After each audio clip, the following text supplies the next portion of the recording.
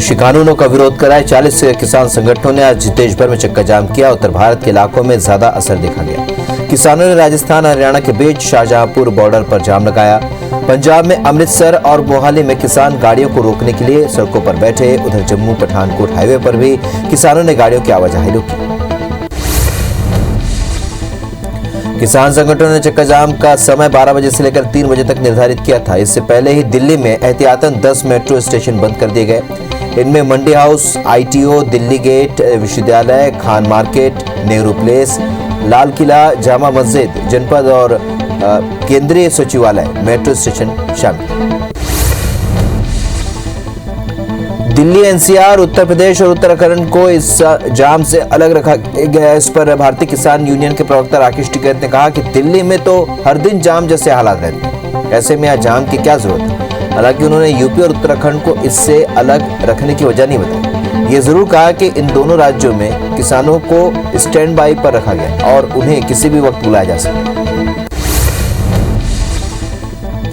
26 जनवरी को दिल्ली में हुई हिंसा की वजह से प्रशासन ज्यादा अलर्ट है। दिल्ली NCR में पुलिस, पैरामिलिट्री और रिजर्व फोर्स के 50,000 जवानों को तैनात किया गया है। दिल्ली में तैनात CRPF के सभी यूनिट से कहा गया है कि वे अपनी बसों पर लोहे की जाली लगा लें ताकि पथराव की स्थिति में बचा जा सके। कांग्रेस नेता राहुल गांधी ने केंद्र सरकार के नए कृषि कानून को किसानों के लिए ही नहीं बल्कि देश के लिए भी खतरनाक बताया। राहुल गांधी ने शनिवार को आंदोलनकारी किसानों को समर्थन देते हुए कहा कि नए कृषि कानून न केवल उनके लिए बल्कि पूरे देश के लिए खतरनाक है। प्रधानमंत्री नरेंद्र मोदी ने आज वीडियो कॉन्फ्रेंसिंग के जरिए गुजरात हाईकोर्ट के डायमंड जुबली समारोह को संबोधित किया। पीएम मोदी ने इस खास मौके पर एक डाक टिकट भी जारी किया। प्रधानमंत्री नरेंद्र मोदी ने कहा कि गुजरात हाईकोर्ट के डायमंड जुबली के अवसर पर सभी को बहुत बहुत बधाई। गुजरात हाईकोर्ट ने सत्य और न्याय के लिए जिस निष्ठा से काम किया है वो तारीफ काबिल। पीएम मोदी ने गुजरात हाईकोर्ट के डायमंड जुबली समारोह में कहा कि हमारे संविधान में कार्यपालिका, विधायिका और न्यायपालिका को दी गई जिम्मेदारी प्राणवायु की तरह है। गुजरात हाईकोर्ट ने सत्य और न्याय के लिए जिस निष्ठा से काम किया है उसे भारतीय न्यायिक व्यवस्था और लोकतंत्र को मजबूत किया है। आज देशवासी कह सकते हैं कि हमारी जुडिशरी ने संविधान को मजबूत किया। पीएम मोदी ने आगे कहा कि न्यायपालिका के प्रति भरोसे ने सामान्य नागरिक के मन में एक आत्मविश्वास जगाया है, सच्चाई के लिए खड़े होने की उसे ताकत दी है। आजादी में अब तक देश की यात्रा में हम न्यायपालिका के योगदान की चर्चा करते हैं तो बार के योगदान की भी चर्चा होती है। पिछले वर्षों में अपनी कानूनी समझ और अपनी विद्वता और बौद्धिकता से गुजरात हाईकोर्ट और बार ने एक विशिष्ट पहचान बनाई है। पीएम मोदी ने कहा कि हमारा जस्टिस सिस्टम ऐसा होना चाहिए जो समाज के अंतिम पायदान पर खड़े व्यक्ति के लिए सुलभ, न्याय के जो आदर्श भारतीय संस्कारों का होना हिस्सा रहे हैं वो न्याय हर भारतीय का अधिकार है। इसलिए न्यायपालिका और सरकार दोनों का ही दायित्व है कि दुनिया के सबसे बड़े लोकतंत्र में मिलकर वर्ल्ड क्लास जस्टिस सिस्टम खड़ा करें। विदेश मंत्री एस जयशंकर ने आंध्र प्रदेश में कहा कि पिछले 1 वर्ष में भारतीय सेना के कमांडरों ने अपनी चीनी समकक्षों के साथ 9 दौर की वार्ता की है और वे भविष्य में भी वार्ता जारी रखेंगे। कोर कमांड स्तर की इस वार्ता का उद्देश्य पूरी लद्दाख में टकराव वाले सभी स्थानों से सैनिकों को हटाने की प्रक्रिया पर आगे बढ़ना। बीजेपी के राष्ट्रीय अध्यक्ष JP नड्डा आज से पश्चिम बंगाल में परिवर्तन यात्रा निकाल रहे हैं। इसके साथ ही कई महत्वपूर्ण कार्यक्रमों में भाग ले रहे हैं। बता दें कि बीजेपी बंगाल में 5 परिवर्तन यात्रा निकालेगी। आज JP नड्डा ने बंगाल में रैली निकालकर विधानसभा चुनाव से पहले कार्यकर्ताओं में जोश जगाया।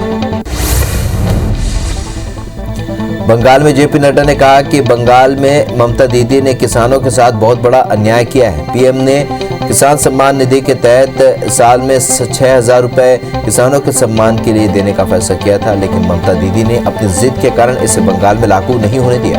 अब चुनाव आ गए हैं तो लागू करने की बात करें। राष्ट्रपति रामनाथ कोविंद 6 और 7 मार्च को जबलपुर और सिंगौरगढ़ के दौरे पर रहेंगे। कोविंद जबलपुर में ASI के सर्किल दफ्तर का उद्घाटन करेंगे। बता दें कि केंद्र सरकार ने सिंगौरगढ़ किले के संरक्षण के लिए 26 करोड़ रुपए की राशि आवंटित की है। केंद्रीय पर्यटन राज्य मंत्री प्रहलाद पटेल ने इसकी जानकारी दी। भोपाल में माफियाओं के हमले पर कांग्रेस ने सरकार पर निशाना साधते हुए कहा है कि मध्य प्रदेश में लॉ एंड ऑर्डर वेंटिलेटर पर है। कांग्रेसी नेता भूपेंद्र गुप्ता ने गृह मंत्री नरोत्तम मिश्रा पर तंज कसते हुए कहा कि मध्य प्रदेश में फुल टाइम गृह मंत्री की जरूरत है। गृह मंत्री के क्षेत्र में माफिया पुलिस पर हमला कर रहे हैं।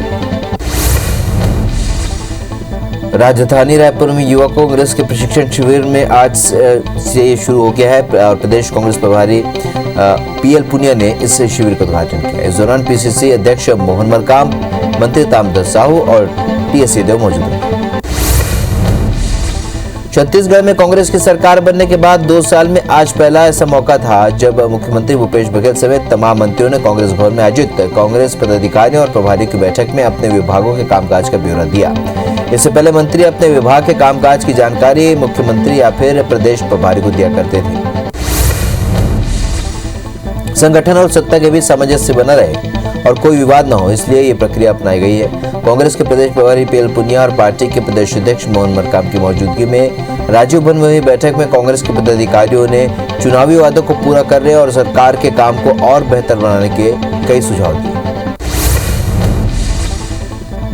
देवास में वन रक्षक की गोली मारकर हत्या और ग्वालियर में पुलिस की टीम पर हमला, इन दोनों ही घटनाओं को लेकर सीएम शिवराज सिंह चौहान ने एक्शन में नजर आए हैं और पुलिस हमले की दोनों घटनाओं पर उन्होंने आज आपात बैठक ली और अधिकारियों को दोषियों पर सख्त कार्रवाई के निर्देश दिए। सीएम शिवराज ने कहा कि ड्यूटी के दौरान वन स्टाफ के लिए जरूरी सुरक्षा इंतजाम हो, इसके गृह, वन और राजस्व विभाग मिलकर संयुक्त प्रयास करेंगे। सीएम शिवराज सिंह ने कहा कि अवैध उत्खनन करने वाले माफिया को किसी भी हालत में छोड़ा नहीं जाएगा, सभी तरह के माफिया पर पूरी तरह से अंकुश लगाया जाए। बैठक में देवास में अपराधियों के हमले में मारे गए फॉरेस्ट गार्ड को शहीद का दर्जा देने का भी फैसला लिया गया।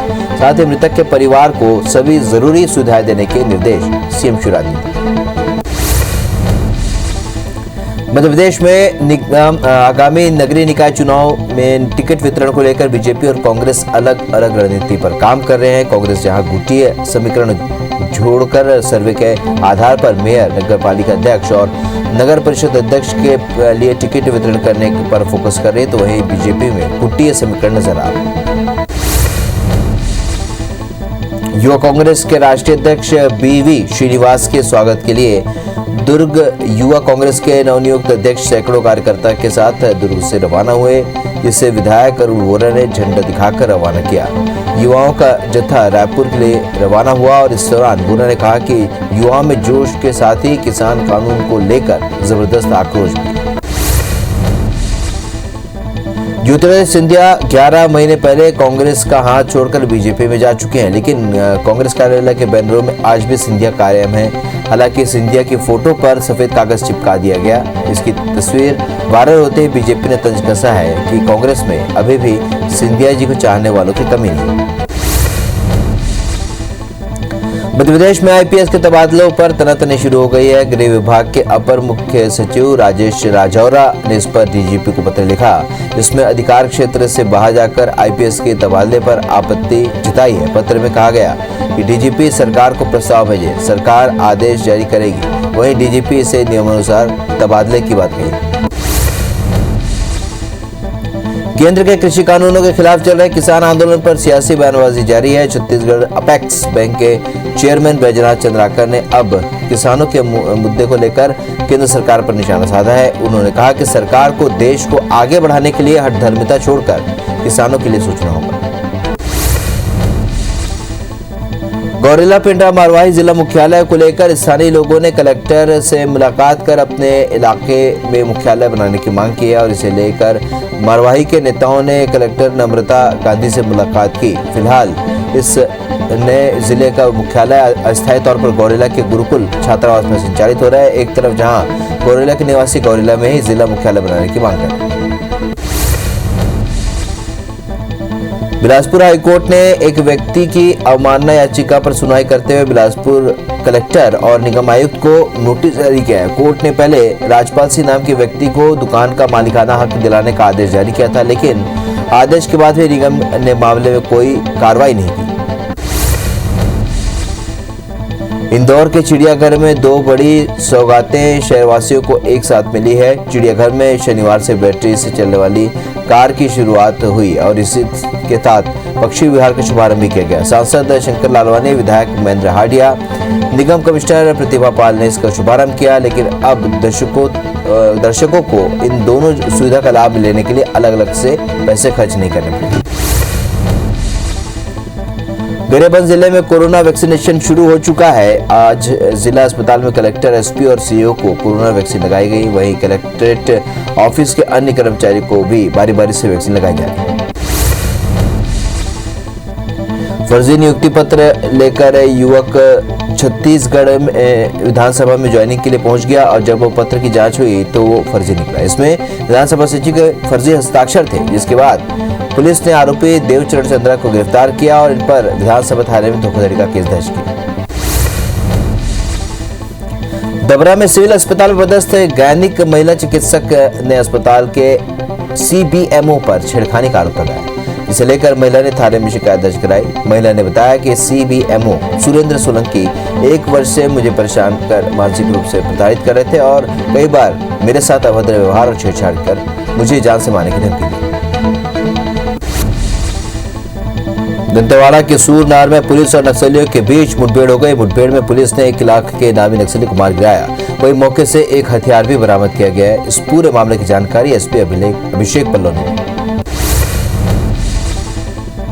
मुरैना में 2 बाइक सवार बदमाशों ने रंगदारी करते हुए ट्रैवल एजेंसी के बुकिंग एजेंट को गोली मार दी। आरोपियों ने बस स्टैंड से बस चलाने, रंगदारी देने हुए का दबाव बना रहे थे। बस संचालक पहले भी पुलिस से इसकी शिकायत कर चुके हैं। बेरियल चौराहे पर हुई घटना में बस स्टैंड पर लोगों ने दोनों आरोपी पवन और सचिन यादव की पहचान कर ली। अब पुलिस आरोपियों को गिरफ्तार करने में जुटी है।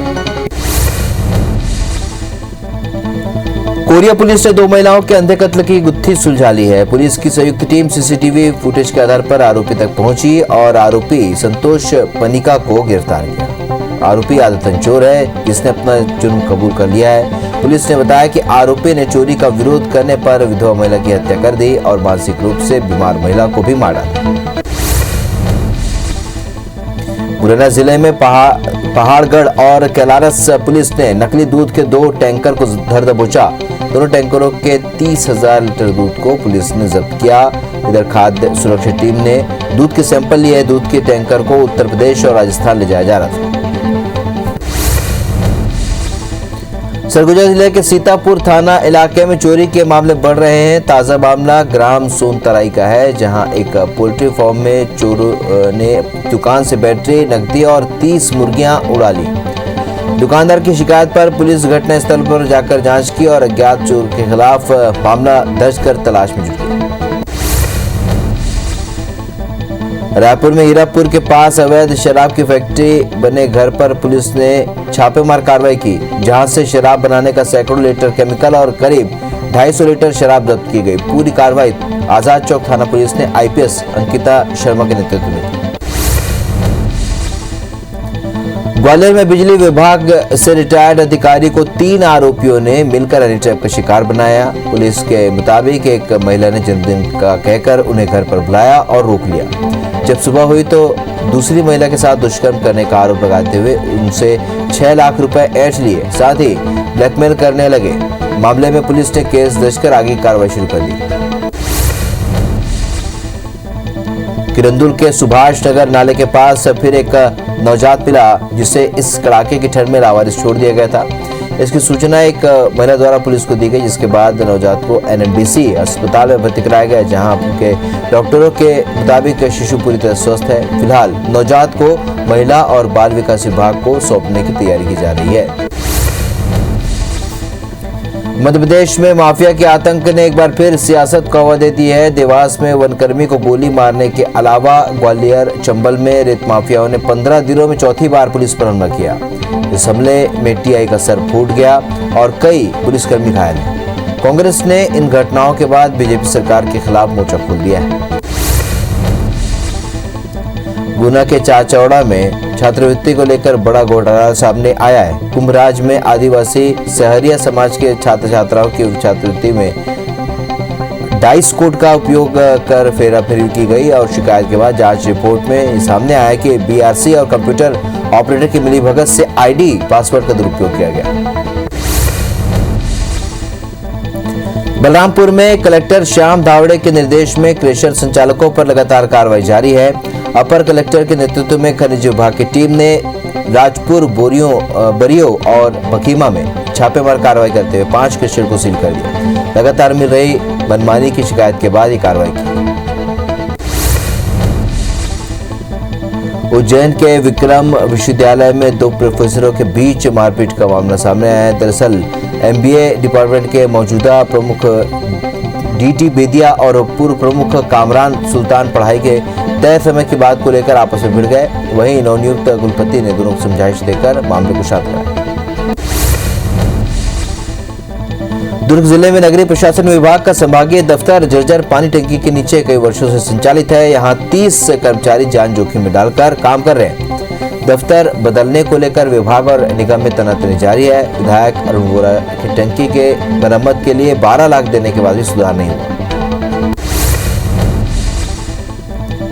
गीला सूखा कचरा अलग अलग करने के उद्देश्य से ग्वालियर नगर निगम द्वारा घर घर जाकर घंटी बजाओ अभियान शुरू किया गया है। इस अभियान के शुभारंभ पर निगम आयुक्त ने रोको टोको अभियान के कर्मचारियों और NSS के छात्रों के साथ रैली निकाली। साथ ही कई क्षेत्रों में घर घर जाकर घंटी बजाई और नागरिकों से अपने सूखा और गीला कचरा अलग अलग रखने की अपील की। पेंड्रा में 9 फरवरी से शुरू होने वाले 2 दिवसीय अरपा महोत्सव के लिए तैयारियां शुरू हो चुकी हैं। अरपा महोत्सव की तैयारी को लेकर कलेक्टर नम्रता गांधी और SP सूरज परिहार ने समारोह स्थल का निरीक्षण किया। 2 दिवसीय महोत्सव में CM भूपेश बघेल समेत कई कैबिनेट के मंत्री, सांसद, विधायक और संसदीय सचिव शिरकत करेंगे। खरगोन में करीब 128 सालों से लग रहे श्री नवग्रह मेले का बीजेपी सांसद गजेंद्र सिंह पटेल और कांग्रेस विधायक रवि जोशी ने भूमि पूजन किया। नगर पालिका द्वारा 15 फरवरी से लेकर 15 मार्च 2021 तक 1 महीने तक आयोजित होने वाले इस मेले में राजस्थान, गुजरात, छत्तीसगढ़ और अन्य प्रदेशों के व्यापारी भी अपने झूले सहित अन्य मनोरंजन की दुकानें लेकर पहुंचते हैं।